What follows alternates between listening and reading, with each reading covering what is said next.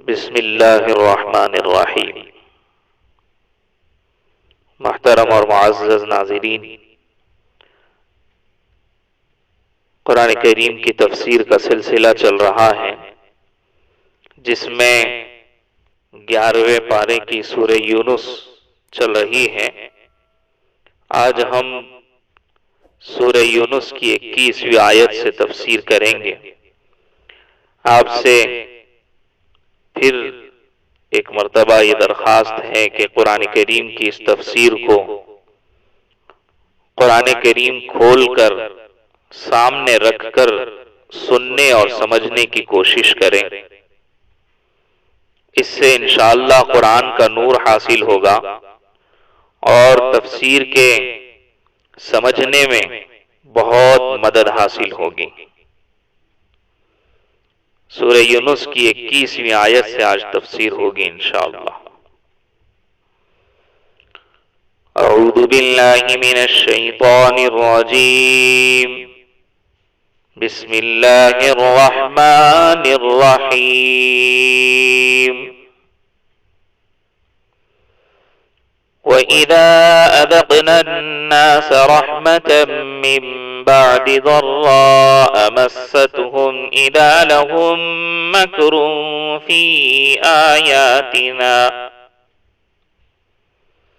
قُلِ اللَّهُ أَسْرَعُ مَكْرًا إِنَّ رُسُلَنَا يَكْتُبُونَ مَا تَمْكُرُونَ۔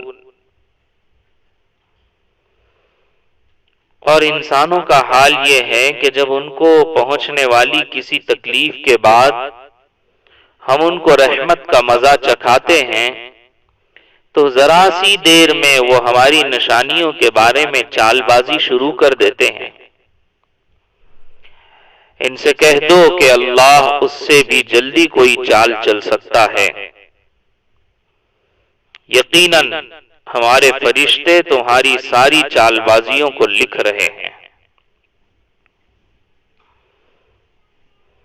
گزشتہ آیات کی تفسیر جیسے کل آپ نے سنی ہوگی، اس کے اندر یہ بتایا گیا تھا کہ انسانوں کا حال یہ ہے کہ جب ان کو تکلیف پہنچتی ہے تو اللہ کو یاد کرتے ہیں، اور جب اس تکلیف کے بعد پھر راحت اور سکون ملتا ہے تو اس وقت میں پھر اللہ کو بھول جاتے ہیں۔ اسی مضمون کو اللہ تبارک و تعالی اور آگے کھول کر بیان فرما رہے ہیں کہ انسانوں کا حال ہی یہ ہے کہ جب تک مصیبت کا سامنا ہوتا ہے اس وقت تک بس اللہ ہی اللہ یاد آتا ہے، لیکن جب اس کی رحمت سے مصیبت دور ہو جاتی ہے اور اچھا وقت آ جاتا ہے تو پھر اس کی اطاعت سے منہ موڑنے کے لیے ہیلے بہانے تلاش کرنا انسان شروع کر دیتا ہے۔ روایات میں آیا ہے کہ اہل مکہ پر اللہ تبارک و تعالی نے 7 سال کا قحط مسلط کیا تھا۔ جب وہ قحط سے ہلاکت کے قریب پہنچ گئے تو گھبرائے پریشان ہوئے، نبی علیہ السلام کے پاس آئے اور دعا کی درخواست کی اور یہ وعدہ کیا کہ عذاب ہٹ جائے گا تو ہم ایمان لے آئیں گے۔ آقا صلی اللہ علیہ وسلم نے دعا فرما دی، قحط کی بلا دور ہو گئی، تو ان مشرکین نے پھر سے وہی شرارتیں شروع کر دیں، خدا کی آیتوں کو جھٹلانے لگے، اس کی قدرت اور رحمت پر جو نظر رکھ کر اس کی اطاعت کرنی چاہیے ان ساری چیزوں کو پھر بھول گئے۔ بلکہ اللہ کی جانب سے ملنے والے انعامات کو ظاہری اسباب سے جوڑنے لگے، وہم اور خیالات کی طرف ان نعمتوں کی نسبت کرنے لگے۔ یہی ہوتا ہے۔ اب تو بس اللہ ہی خیر کرے، عذاب بھی آ رہا ہے تو اسے بھی ظاہری اسباب سے جوڑنے کی اور اس کی طرف پھیرنے کی کوششیں ہو رہی ہیں، اور عذاب کو عذاب نہیں بلکہ ایک جنگ کا تصور کیا جا رہا ہے۔ دیکھیں تو صحیح، قرآن کریم صاف کہتا ہے کہ جہاں کہیں خشکی اور تری میں کوئی فساد برپا ہوتا ہے، مصیبت آتی ہے، وہ انسانوں کے برے اعمال کے نتیجے میں ہوتا ہے۔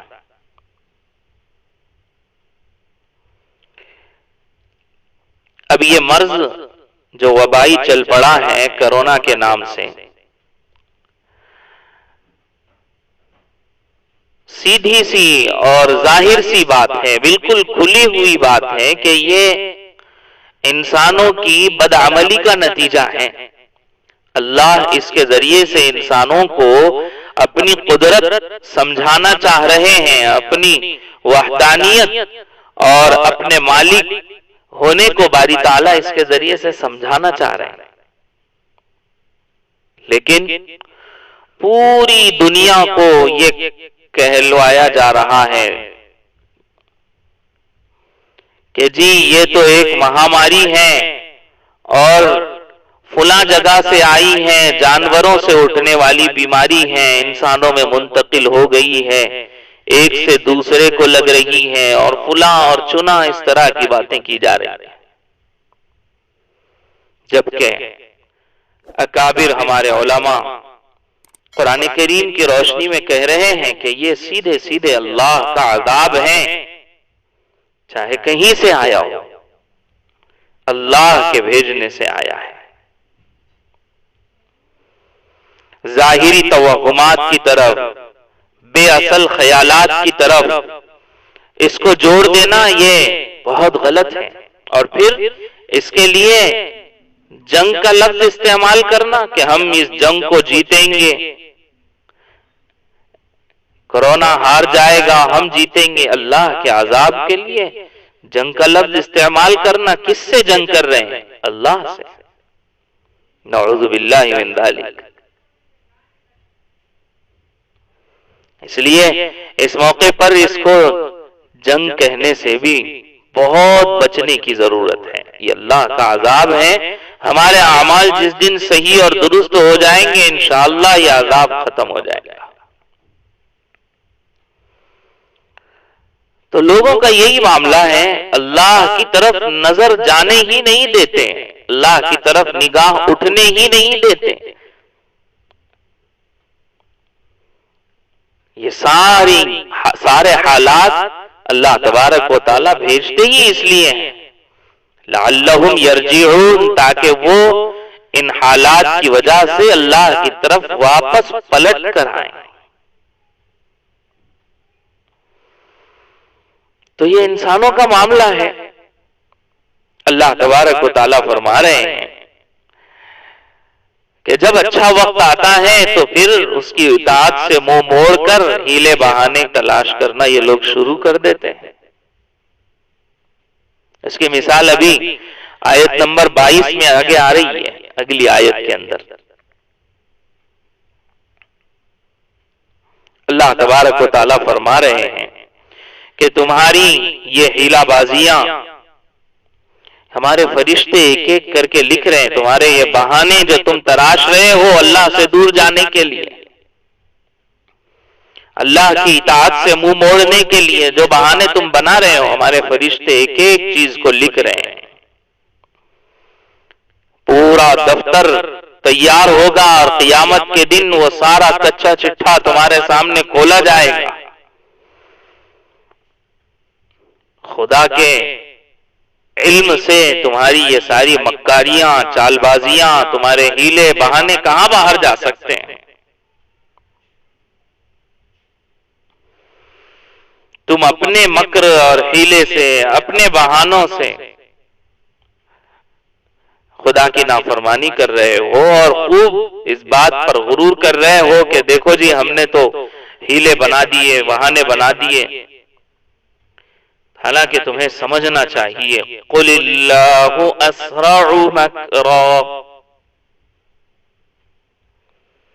کہہ دو ان سے کہ اللہ اس سے بھی جلدی کوئی چال چل سکتا ہے۔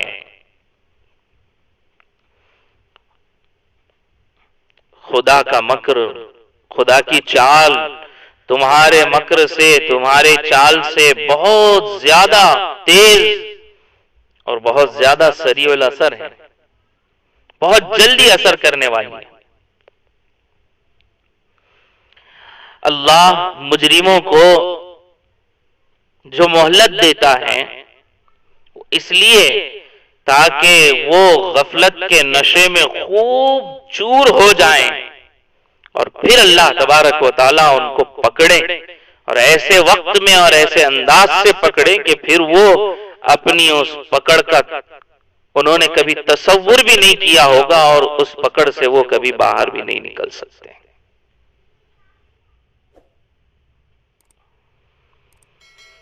بہرحال اللہ کی پکڑ جب آتی ہے نا تو وہ بہت زبردست اور خطرناک ہوتی ہے، اس سے بچنا چاہیے۔ جب اچھے دن، آرام اور سکون کے دن چل رہے ہوں اس وقت میں اللہ کی طرف ضرور سے متوجہ رہنا چاہیے، اس کو اپنی بھلائی سمجھ کر جو دل میں آئے من مانی کرتے ہوئے گزارنا نہیں چاہیے۔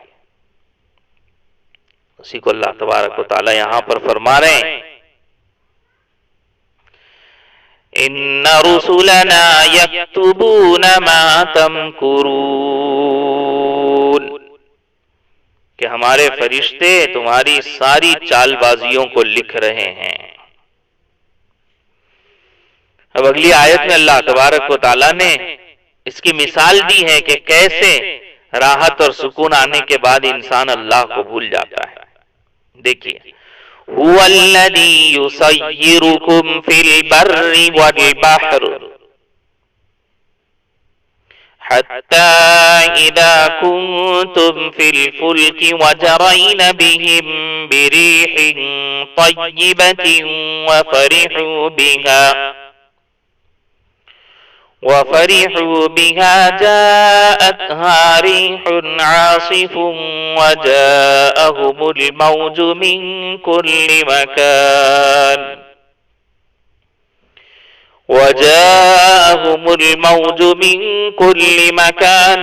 وظنوا أنهم أحيط بهم دعوا الله مخلصين له الدين لئن أنجيتنا من هذه لنكونن من الشاكرين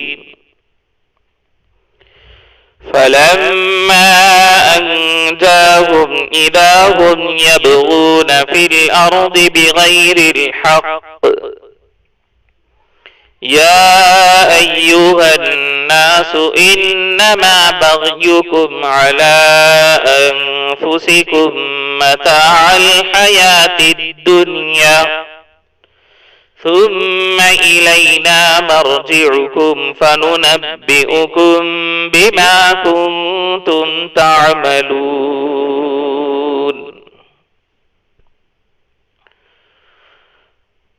وہ اللہ ہی تو ہے جو تمہیں خشکی میں بھی اور سمندر میں بھی سفر کراتا ہے، یہاں تک کہ جب تم کشتیوں میں سوار ہوتے ہو اور یہ کشتیاں لوگوں کو لے کر خوشگوار ہوا کے ساتھ پانی پر چلتی ہیں اور وہ لوگ اس بات پر مگن ہوتے ہیں تو اچانک ان کے پاس ایک تیز آندھی آتی ہے اور ہر طرف سے ان پر موجیں اٹھتی ہیں اور وہ یہ سمجھ لیتے ہیں کہ وہ ہر طرف سے گھر گئے، تو اس وقت وہ بڑے اخلاص کے ساتھ صرف اللہ پر اعتقاد کر کے اسی کو پکارتے ہیں اور کہتے ہیں کہ یا اللہ اگر تو نے ہمیں اس مصیبت سے نجات دے دی تو ہم ضرور بالضرور شکر گزار لوگوں میں شامل ہو جائیں گے۔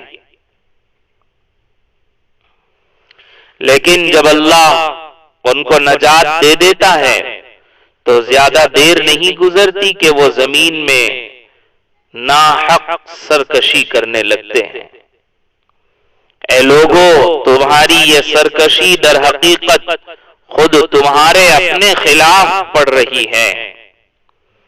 اب تو دنیاوی زندگی کے مزے اڑا لو، آخر کو ہمارے پاس ہی تمہیں لوٹ کر آنا ہے۔ اس وقت ہم تمہیں بتائیں گے کہ تم کیا کچھ کرتے رہے ہو۔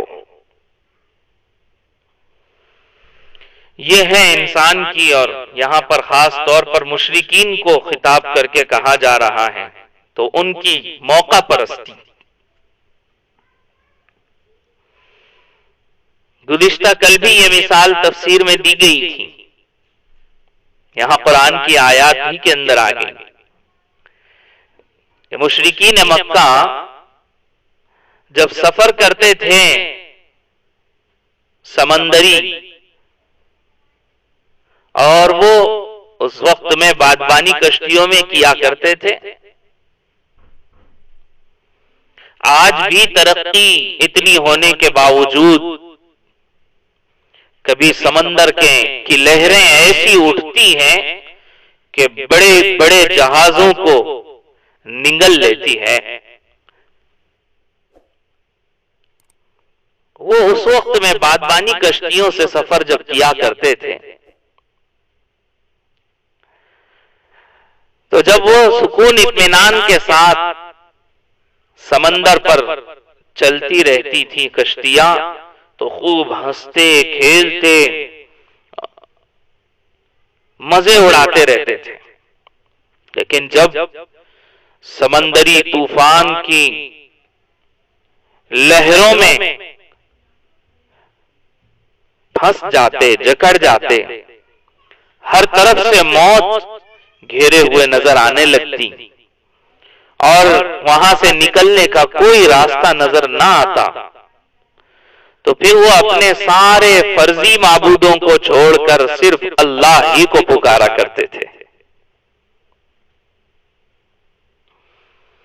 اور کہتے تھے کہ اگر اس مصیبت سے ہمیں نجات مل جائے تو ہم ہمیشہ اس کے شکر گزار رہیں گے۔ لیکن جہاں ذرا سا امن نصیب ہو جاتا، ساحل پر قدم رکھ لیتے، تو پھر شرارتیں شروع ہو جاتی، ملک میں پورے ادھم مچانا شروع کر دیتے۔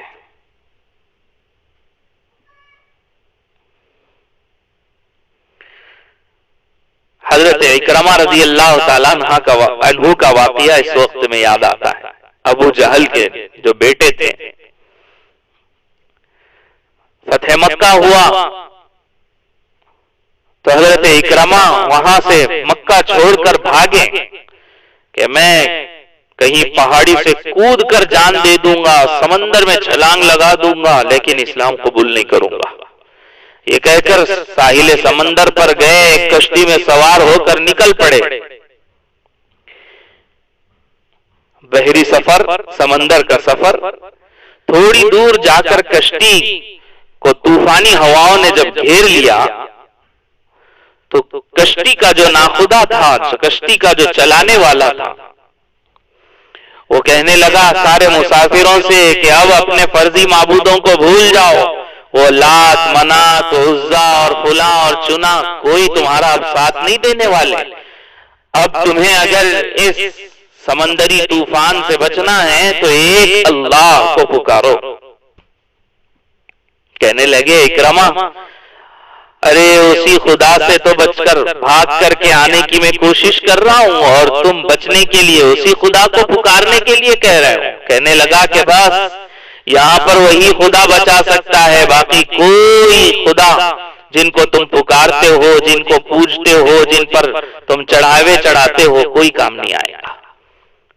اکرمہ کی عقل ٹھکانے آ گئی، کہنے لگے کہ اس سمندری طوفان سے جب وہ خدا بچائے گا تو اس خشکی میں زمین پر بھی تو وہی خدا بچا سکتا ہے۔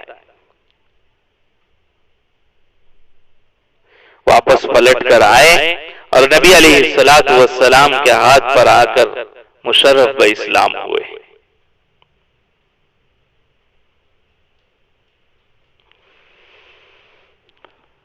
سمندری سفر میں جا کر یا کسی بھی مصیبت میں پھنسنے کے بعد اللہ کو یاد کرتے ہیں، اور جیسے ہی وہاں سے فرصت ہو جاتی ہیں پھر واپس اپنی سرکشیوں میں، اپنی مکاریوں میں پھر لگ جاتے ہیں۔ اللہ تبارک و تعالی یہاں آیت نمبر 23 میں بتا رہے ہیں کہ ان لوگوں سے کہو کہ اے لوگوں، تمہاری یہ سرکشیاں در حقیقت تمہارے ہی سر پڑنے والی ہیں۔ دنیا کی زندگی کتنی ہے، کتنا جیو گے؟ 60 سال، 70 سال، 100 سال۔ آقا علیہ السلام کا تو فرمان ہی ہے، اعمار امتی بین 70 و 60، کہ میری امت کی عمریں 60-70 کے درمیان رہنے والی ہیں۔ چلو 100 تک بھی اگر پہنچ گئے، اس کے بعد آخر موت تو ہے، پھر قبر میں جانا ہے، پھر حشر ہونا ہے، آخرت میں قیامت میں اللہ کے سامنے پیش کیا جانا ہے۔ کب تک یہ مکاریاں کرو گے؟ ایک نہ ایک دن تو اللہ کے سامنے کھڑے ہونا پڑے گا۔ پھر کیا کریں گے؟ وَنُنَبِّئُكُم بِمَا كُنتُمْ تَعْمَلُونَ، اس وقت ہم تمہیں بتائیں گے کہ تم کیا کچھ کرتے رہے ہو۔ انما مثل الحیات الدنیا كماء انزلناه من السماء فاختلط به نبات الارض مما يأكل الناس والانعام حتى إذا أخذت الأرض زخرفها وزينت وظن أهلها أنهم قادرون عليها أتاها أمرنا ليلا أو نهارا فجعلناها حصيدا كأن لم تغن بالأمس كذلك نفصل الآيات لقوم يتفكرون۔ دنیاوی زندگی کی مثال کچھ ایسی ہے جیسے ہم نے آسمان سے پانی برسایا، جس کی وجہ سے زمین سے اگنے والی چیزیں خوب گھنی ہو گئیں، جو انسان اور مویشی یعنی جانور کھاتے ہیں، یہاں تک کہ جب زمین نے اپنا یہ زیور پہن لیا اور سنگھار کر کے خوشنما ہو گئی، اور اس کے مالک سمجھنے لگے کہ بس اب یہ پوری طرح ان کے قابو میں ہیں، تو کسی دن یا رات کے وقت ہمارا حکم آ گیا اور ہم نے اس کو کٹی ہوئی کھیتی کی سپاٹ زمین میں اس طرح بدل دیا جیسے وہ کل تھی ہی نہیں۔ اسی طرح ہم نشانیوں کو ان لوگوں کے لیے کھول کھول کر بیان کرتے ہیں جو غور و فکر سے کام لیتے ہیں۔ دنیاوی زندگی کی مثال دی ہے یہاں پر باری تعالیٰ نے بہت اچھی طرح سے سمجھنے والوں کے لیے۔ کھیتی کا معاملہ کیا ہوتا ہے؟ کسان بہت محنت کرتا ہے، زمین کے اندر ہل چلاتا ہے، جوتتا ہے، اس کے اندر بیج بوتا ہے، پانی دیتا ہے، پھر وہ کھیتی میں کونپلیں نکلتی ہیں، وہ ہلکے ہلکے پودے بنتے ہیں، پھر وہ لہلہانے لگتے ہیں، خوب سرسبز و شاداب یہ کھیتیاں نظر آنے لگتی ہیں۔ اب وہ سوکھتی ہیں اور پھر کاٹنے کے قابل بن جاتی ہیں، تو اس وقت میں کسان دیکھ دیکھ کر خوش ہوتا ہے کہ جی اب کل کاٹ لیں گے، اب تو یہ کھیتی بالکل پک گئی ہے، بن گئی ہے، ہمارے قابو کی ہے۔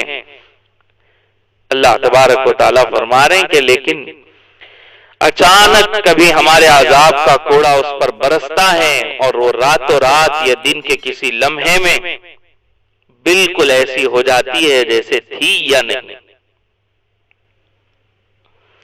انسانی زندگی کی مثال بھی ایسے ہی ہے۔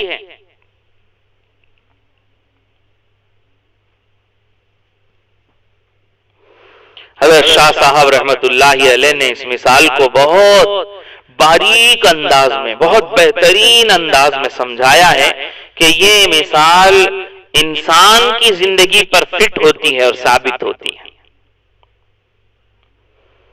جیسے پانی آسمان سے اترتا ہے، حضرت شاہ صاحب فرماتے ہیں کہ روح بھی آسمان سے آتی ہے، پھر وہ اس جسم کے اندر داخل ہوتی ہے، پھر جسم قوت پکڑتا ہے، روح اور جسم دونوں کے ملنے سے آدمی بنتا ہے، پھر انسان اچھے بھی کام کرتا ہے، برے بھی کام کرتا ہے، ہڈیوں میں اس کے گودا بھرتا ہے، بہت مضبوط طاقتور اپنے آپ کو محسوس کرتا ہے، اس کے آس پاس کے متعلقین دوست احباب پر اس کو زبردست ایک بھروسہ بن جاتا ہے، اور ان دوستوں کو، ان آس پاس کے لوگوں کو، رشتہ داروں، اہل خاندان، خاص طور پر اس کے گھر والوں کو اس کے اوپر ایک اعتماد آ جاتا ہے کہ یہ فرد ہے تب تک کہ ہم مضبوط ہیں، ہماری ہر ضرورت پوری ہوتی رہے گی، ہمارے کام بنتے رہیں گے۔ لیکن اچانک موت آتی ہے اور ایک دم سارا بنا بنایا کھیل وہ ختم کر کے رکھ دیتی ہے، پھر وہ انسان کو بالکل بے نام و نشان بنا دیتی ہے، کبھی گویا کہ وہ زمین پر آباد تھا یا نہیں تھا۔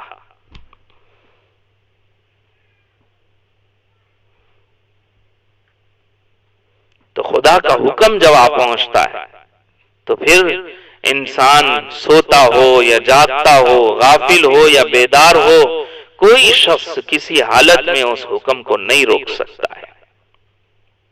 عقل رکھنے والوں کے لیے یہ مثال بہت کچھ معنی رکھتی ہے۔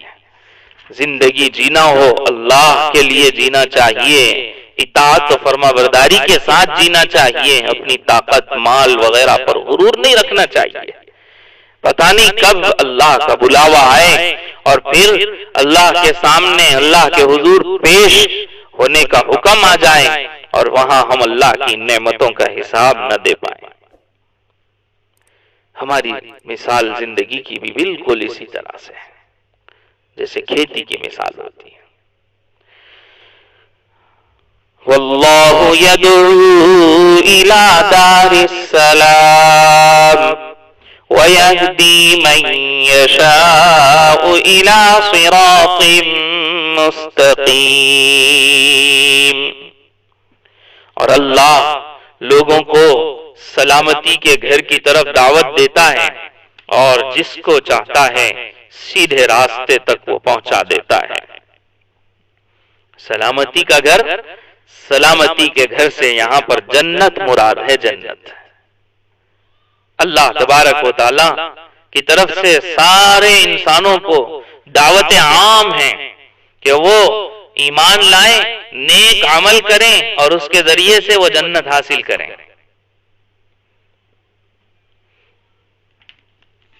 اللہ کی طرف سے سب کو دعوت ہے۔ دارالسلام جنت کو کہا جاتا ہے، جنت کا ایک نام فرمایا گیا دارالسلام، اور اس کو دارالسلام کیوں کہا گیا؟ وجہ کیا ہے؟ ایک وجہ تو یہ ہے کہ اس میں ہر طرح کی سلامتی، ہر طرح کا امن و امان، سکون حاصل ہوگا ہر شخص کو، کسی قسم کی کوئی تکلیف نہیں ہوگی، سلامتی ہی سلامتی وہاں پر۔ اللہ ہم سب کو عطا فرمائے۔ اور دوسری وجہ، بعض روایات کے اندر جنت کا نام دارالسلام ذکر کیا گیا ہے، اس لیے کہ اس میں بسنے والوں کو ہمیشہ اللہ کی طرف سے اور فرشتوں کی طرف سے سلام پہنچتا رہے گا۔ گزشتہ کل کی تفسیر میں آپ دیکھ لیں، بالکل سلام جو جنتیوں کو پیش کیا جائے گا اللہ کی طرف سے، فرشتوں کی طرف سے، وہ آیات کے ذریعے سے قرآن کریم کی اس کے اندر بیان کیا گیا۔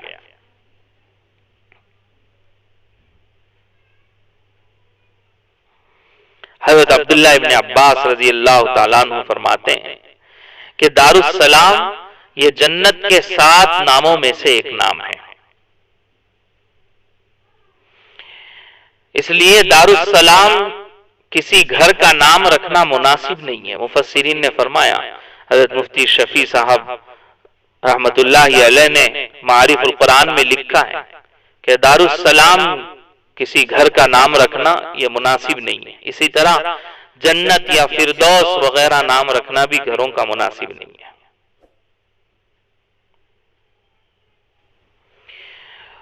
آگے فرمایا وَيَهْدِي مَن يَشَاءُ إِلَى صِرَاطٍ مُسْتَقِيمٍ،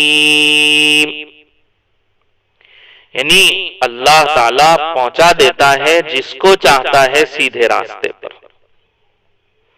مطلب یہ کہ اللہ کی طرف سے دارالسلام کی دعوت تو سارے انسانوں کو دی گئی ہے،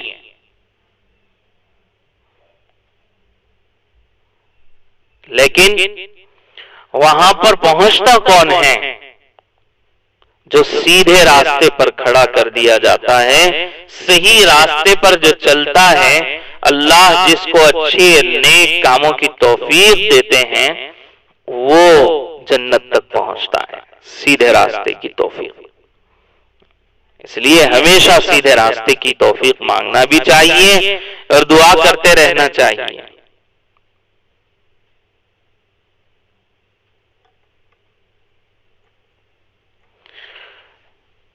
لِلَّذِينَ أَحْسَنُوا الْحُسْنَى وَزِيَادَةٌ وَلَا يَرْهَقُ وُجُوهَهُمْ قَتَرٌ وَلَا ذِلَّةٌ أُولَئِكَ أَصْحَابُ الْجَنَّةِ هُمْ فِيهَا خَالِدُونَ۔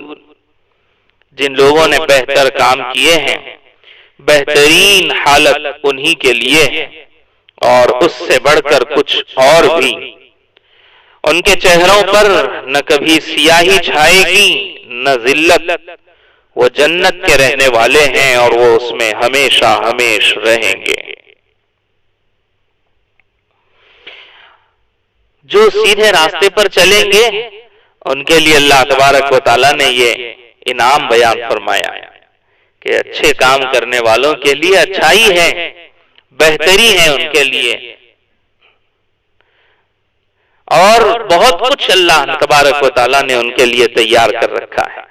جیسے کہ روایت میں آتا ہے، اللہ کے نبی علیہ السلام نے فرمایا، اللہ تبارک و تعالیٰ فرماتے ہیں اعددت لعبادی الصالحین ما لا عین رأت ولا اذن سمعت ولا خطر علی قلب بشر، کہ ہم نے اپنے نیک بندوں کے لیے وہ نعمتیں تیار کر رکھی ہیں جنت میں، نہ کسی آنکھ نہ دیکھی ہوگی، نہ کسی کان نے سنی ہوگی، اور نہ ہی کسی کے ذہن و دماغ پر اس کا کبھی خیال گزرا ہوگا۔ ایسی نعمتیں یہاں پر وہ نعمتوں کو اس لیے بیان نہیں کیا گیا کہ انسان یہاں ان نعمت کا تصور ہی نہیں کر سکتا۔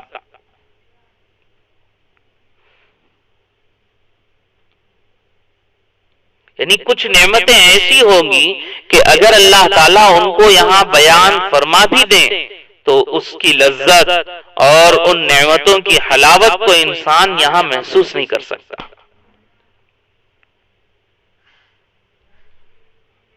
بس انسان کے سمجھنے کے لیے اتنا کافی ہے کہ اللہ نے جو کچھ زائد نعمتوں کا ذکر فرمایا ہے، جو اللہ نے وہ اسی کی شان کے مطابق ہوں گی۔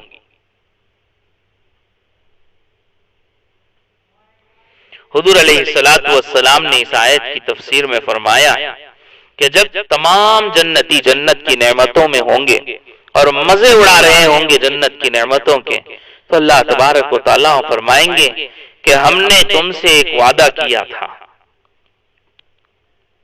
اور اب ہم اس وعدے کو پورا کرنے والے ہیں۔ جنت کے لوگ کہیں گے کہ یا اللہ، آپ نے ہمیں دوزخ سے بچایا، جنت میں داخل فرما دیا، اور جنت میں قسم ہا قسم کی کروڑ ہا کروڑ نعمتوں سے آپ نے ہمیں نواز دیا، اب اور کون سا وعدہ آپ کا رہ گیا جو آپ پورا فرمانے والے ہیں؟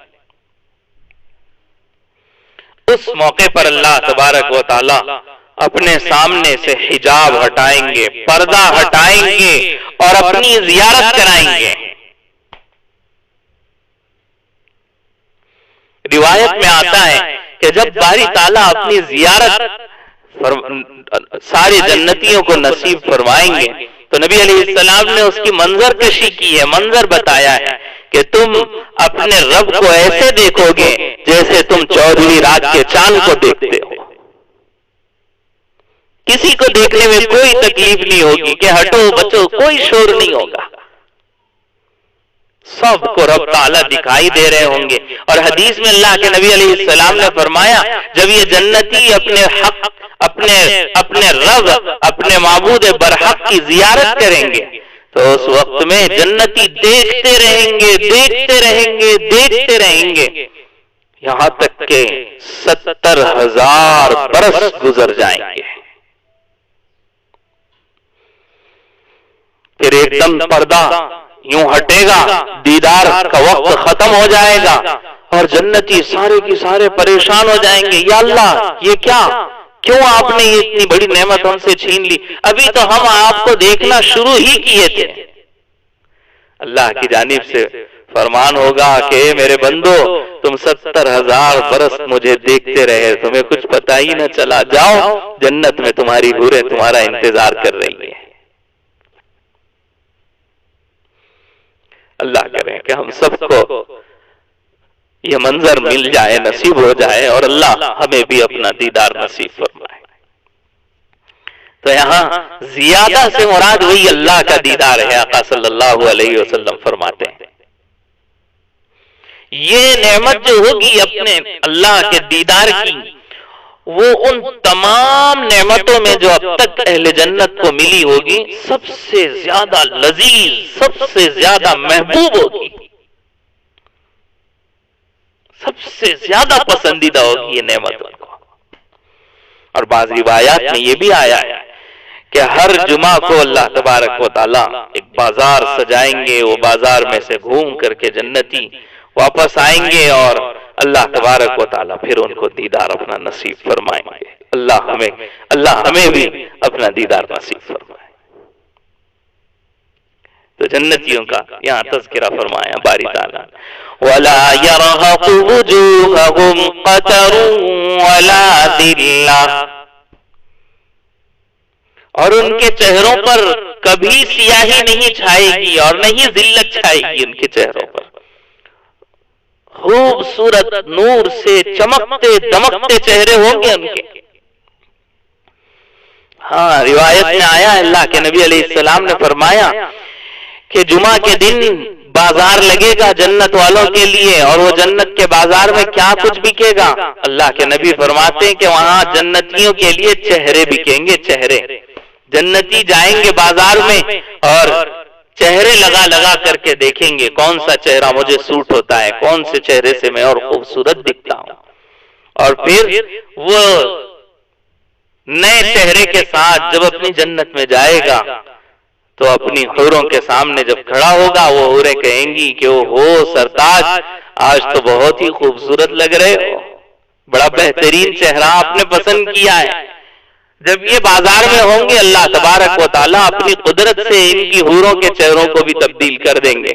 اب یہ جنتی وہاں پر کہے گا او ہو صاحبہ آپ بھی بہت خوبصورت لگ رہی ہو، آپ نے بھی تو اپنا رنگ روپ نقشہ بدل لیا ہے.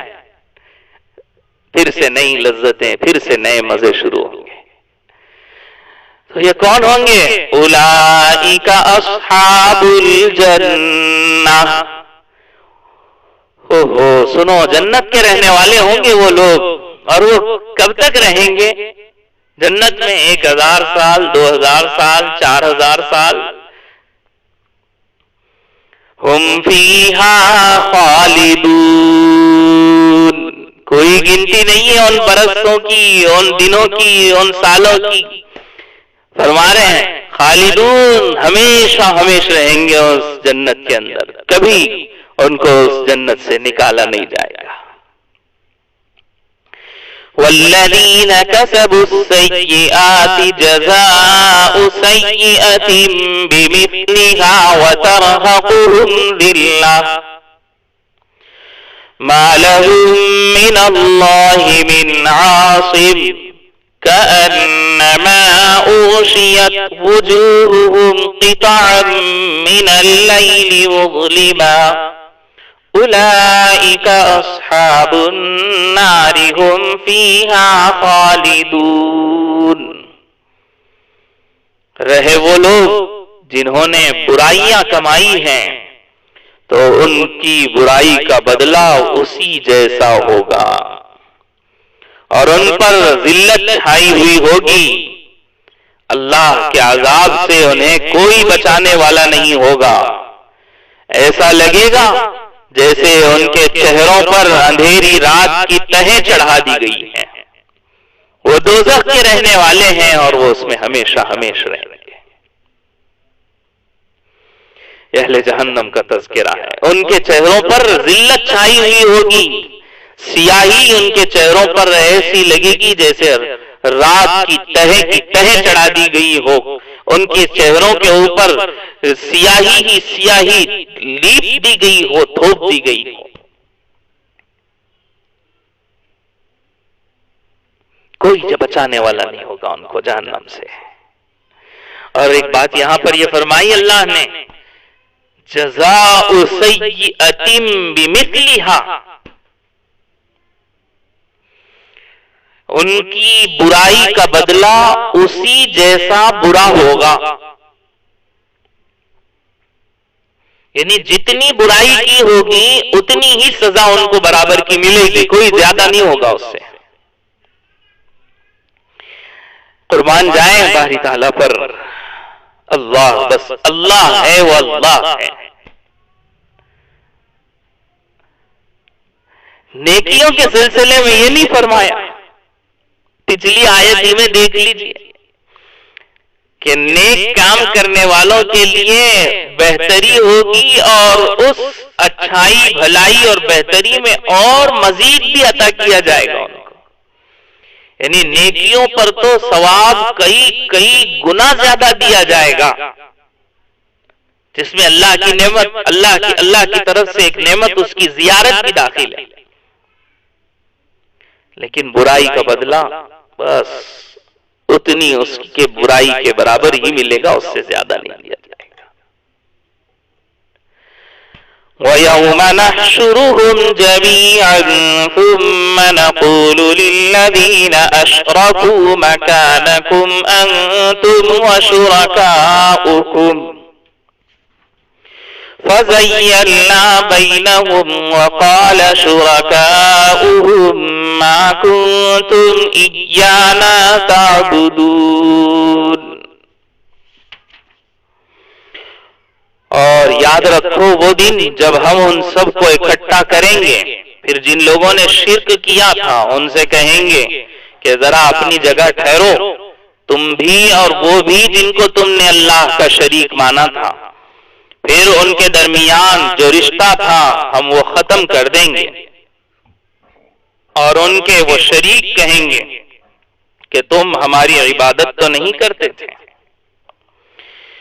وَكَفَى بِاللَّهِ شَهِيدًا بَيْنَنَا وَبَيْنَكُمْ إِن كُنَّا عَنْ عِبَادَتِكُمْ لَغَافِلِينَ۔ ہمارے اور تمہارے درمیان اللہ گواہ بننے کے لیے کافی ہے کہ ہم تمہاری عبادت سے بالکل بے خبر تھے۔ یہ اللہ تبارک و تعالیٰ نے میدان حشر کا ایک نقشہ بیان کیا ہے کہ جب ہم ان سب کو ایک ساتھ جمع کریں گے، یعنی مشرکین کو اور ان شرکا کو جس کو یہ اللہ کی ذات میں شریک کیا کرتے تھے، یہ جتنے معبودان باطلہ ہیں جن کو اللہ کی ذات میں یہ شریک کرتے ہیں، دیوی دیوتا جن کی پوجا پاٹ کرتے ہیں، درخت ہو پتھر ہو جو کچھ بھی ہو جس شکل کے بھی ہو، اللہ میدان حشر میں دونوں کو جمع کر دیں گے، عبادت کرنے والوں کو اور جن کی یہ عبادت کرتے تھے، اور اللہ ان سے کہیں گے ذرا ٹھہرو، تم یہاں ٹھہرو، اور پھر ان دونوں کے درمیان جو دنیا میں پہچان تھی عابد و معبود کا رشتہ تھا اس کو ختم کر دیں گے۔ تو وہ جتنے شریک تھے جن کو انہوں نے بنا رکھا تھا، یعنی وہ معبودان باطلہ، یعنی وہ پتھر، وہ درخت، وہ ساری چیزیں جس کو یہ پوجتے تھے، وہ سب کہیں گے تم نے کب ہماری عبادت کی؟ ہم کو کچھ پتا نہیں ہے، کہاں تم نے ہم کو خدا بنایا تھا؟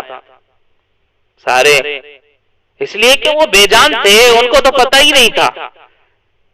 لیکن پھر گواہوں کے ذریعے سے یہ بات جب ان کو پتہ چلے گی کہ حقیقت میں دنیا میں انہوں نے تم کو اپنا معبود بنایا تھا، وہ کہیں گے بھائی ہم نے تھوڑی کہا تھا تم کو اپنا معبود بنانے کے لیے.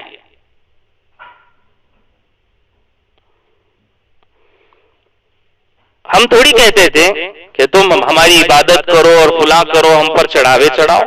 ہم تمہاری عبادت سے بالکل بے خبر تھے. ان کننا عن عبادتکم لغافلین، تمہاری عبادت سے ہم بالکل بے خبر تھے، اور اس بات پر ہمارے اور تمہارے درمیان اللہ گواہ ہے. سارا کچا چٹھا کھل جائے گا، سب کو جہنم کے حوالے کیا جائے گا. هنالك تبلو كل نفس ما أسلفت وردوا إلى الله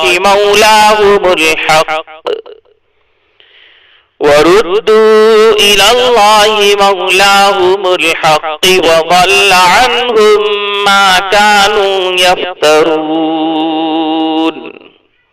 ہر شخص نے ماضی میں جو کچھ کیا ہوگا اس موقع پر وہ خود اس کو پرکھ لے گا، اور سب کو ان کے مالک حقیقی کی طرف لوٹا دیا جائے گا، اور جو جھوٹ انہوں نے تراش رکھے تھے ان کا کوئی سراغ انہیں نہیں ملے گا. یعنی ہر عمل کھول کھول کر واضح طور پر ان کے سامنے رکھ دیا جائے گا. سارے اس کے گواہ بھی وہاں پر موجود ہوں گے، وہ زمینیں بھی گواہی دیں گی جن زمینوں پر انہوں نے گناہ کیے.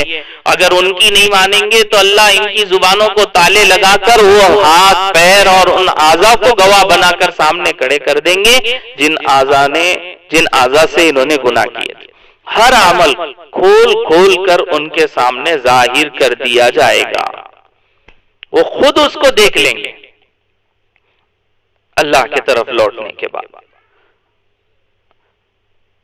اللہ تبارک و تعالی ہم سب کو نیک عمل کر کے اس کی طرف لوٹنے کی، بھلائی کے ساتھ، بہتری کے ساتھ لوٹنے کی توفیق نصیب فرمائے.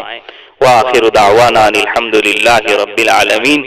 ناظرین، اپنے گھروں ہی کے اندر محدود رہیں اور اپنے گھر والوں کو محفوظ رکھیں. پھر انشاءاللہ صبح ملیں گے ایک نئے روزے کے مسئلے کے ساتھ سحر کے وقت میں، اور کل دوپہر 2 بجے اگلی آیات کی تفسیر کے ساتھ. السلام علیکم ورحمۃ اللہ وبرکاتہ.